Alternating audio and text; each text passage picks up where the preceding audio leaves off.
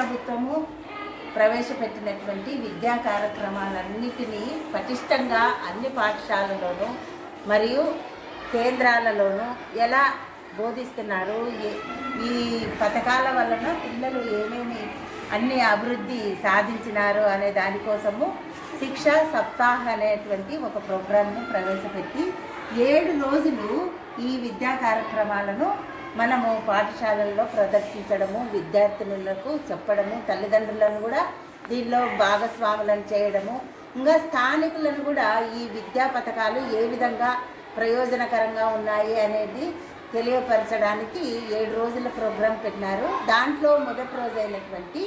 స్థానిక వనరులతోని పిల్లల యొక్క బోధనా సామగ్రి గురించి ఈరోజు ఫస్ట్ రోజు TLM గురించి మనము మన పాఠశాలలో విద్యార్థులకు